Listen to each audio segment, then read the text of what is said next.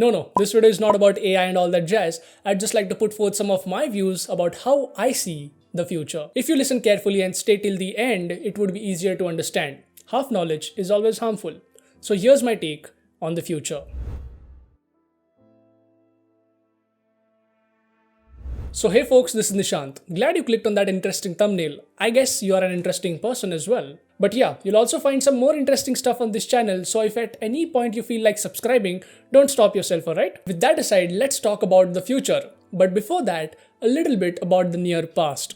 The 90s. Some companies emerged. Some really huge companies emerged. Now we call them the Amazons, the Microsoft and the Apples of the world, and a bunch of others as well. It was the dot-com era. Things ran at a very high pace, and as speculated, things were about to get a little bit off track. And a bit would be an understatement to how things actually turned out. The dot-com bubble burst, the stock market crashed, the internet and tech companies were doubted. It was a complete disaster. A disaster so huge that there was an economic catastrophe. One of the examples would be Microsoft's stock price. It peaked at $58 in 1999 and the market crashed. It took 17 years for Microsoft to regain its all-time high at $58 in 2016. 2016, 1999, 17 years back. So one thing is for sure that nothing is certain, hence the example. Probably this video is not certain as well, but just an example. Now coming to the future. Whatever future holds has its learnings in the past. Whatever action you take now is actually a derived action from some learning in the past. So never forget your roots. Yeah, I'm not drifting away. Everything is related to the topic. Now let's dive deeper.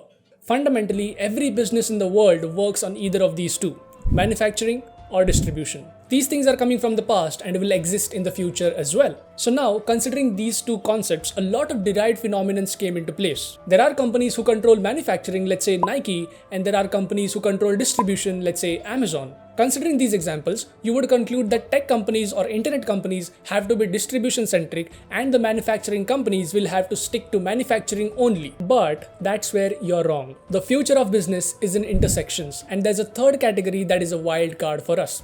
We'll come to that later. Considering all of the factors, both manufacturing-centric and distribution-centric companies are coexisting. Nike also sells through its website, and Amazon also has its hands in manufacturing.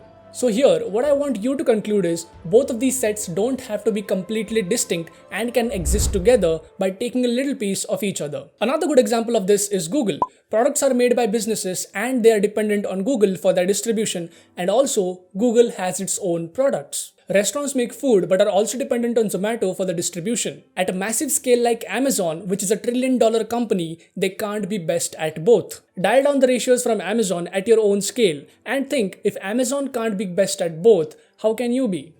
But you can be. There's a third way that companies have started to realize and are working towards it. Hybrid models based on communities. Your community could be anywhere. A social media platform, a Discord group, a Telegram group, a WhatsApp group, anything. Here, you're the manufacturer or the producer of a certain product, and you also own a little chunk of your distribution through your community. Of course, this doesn't apply to every single random business out there, but it's a good leverage for most. Building this funnel takes time, but if done right, you'll have an advantage over others. When Paytm was banned from Google Play Store, they said that they're launching their own Play Store where people can download their apps and stuff.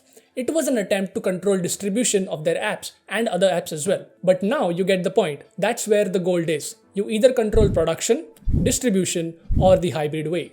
Future is of such companies, and probably you got your answers. If not, now you know what questions to ask. More to come from my side about the companies who control distribution in the past, are controlling now, and will control in the future. Same goes with the manufacturing giants that have ruled the manufacturing industry. Both the videos are lined up, and you should probably stay on this channel to find out what's cooking.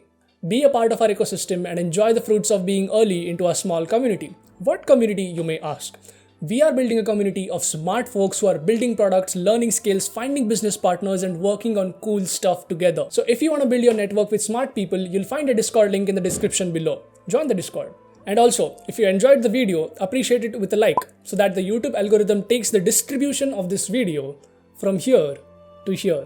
And yeah, comment below what's your take on the rise of unicorn startups in India. Is it another bubble to burst like 90s? Share your thoughts. So that was it for this video, and I'll see you guys on the other side.